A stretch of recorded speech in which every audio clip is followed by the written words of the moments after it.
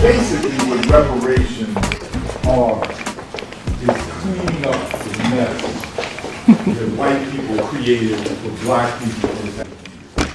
I mean, that's all it is. It's cleaning up the mess. And it's not just in this country. 15 Caribbean nations are suing 3 for the time being, England, France, and Holland, the Netherlands, for reparations.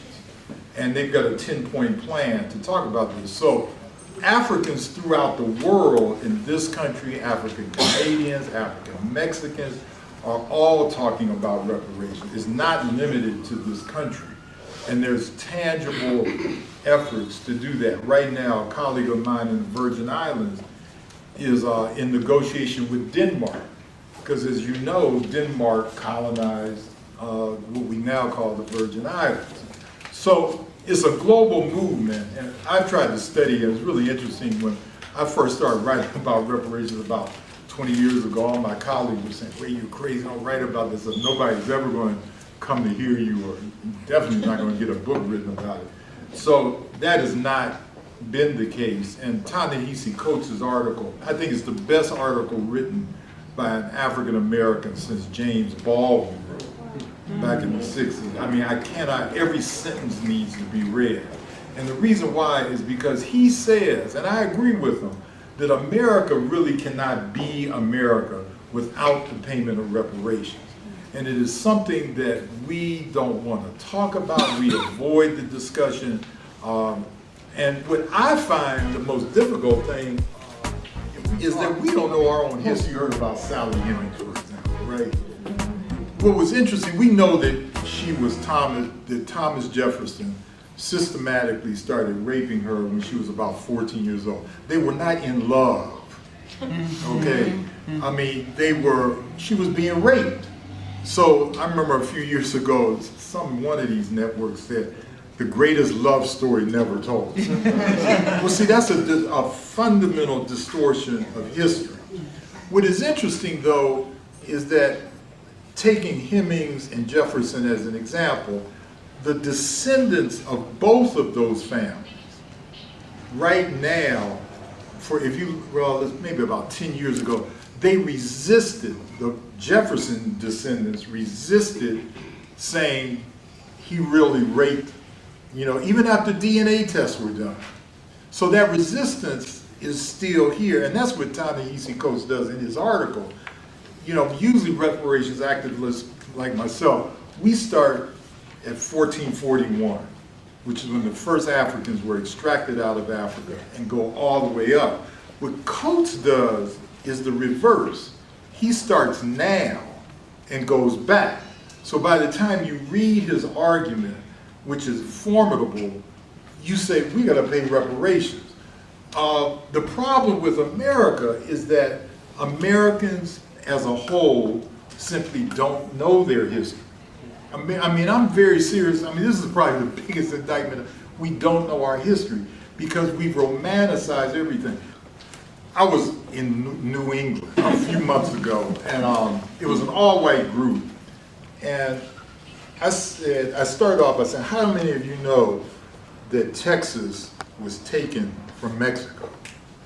And so one guy just stood up, he said, that's just not true. I mean, he was really, he said, haven't you read Dr. Winbush about the Alamo?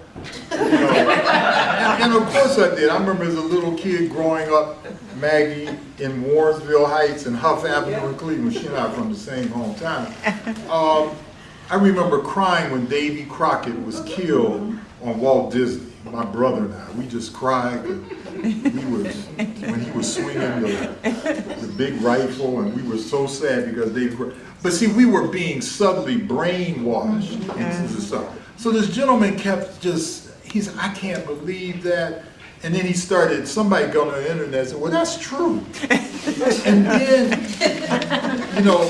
after just showing the data about this stuff, how that one of the reasons why Mexico Texas was taken from Mexico is because the South wanted to expand itself so that slavery would be legal in Texas. And the Mexicans didn't want that. They didn't want that at all. And so after reading this data and hearing it from somebody else, I was just standing up there listening to the people going back. The gentleman said, I don't care, I just don't believe it. And I think that attitude is the problem in America. We just don't know. Most people recommend, if you want to read a good history of the United States, Zinn's book, People's History of the United States, probably the best book ever written about enslavement. So what reparations are, what Coates talks about, I think this is the reason why his article is so widely read and there's such a discussion around the country about it on most major forms of media, is because he tells the truth about history, which many people simply don't know. They just don't know it. And I think that what we ought to do, if I were to tell what should people do about reparations, I would say start telling the truth about your history. And if you don't know your history, find what it is and then tell it the way it really is. They'll say, well, let's talk about the Alamo and Davy Crockett. Don't talk about slavery. Let's talk about Tom Jefferson, but let's not talk about Sally Hemings. So they don't tell you the part that you're not supposed to repeat. I want to read something real quick, and then maybe we can break in the group so we'll have a little bit more time. How many of you have heard of Toni Morris? You haven't, I don't know what's wrong. This is one of her books. It's called What Moves at the Margin. And it's a collection of her nonfiction stuff.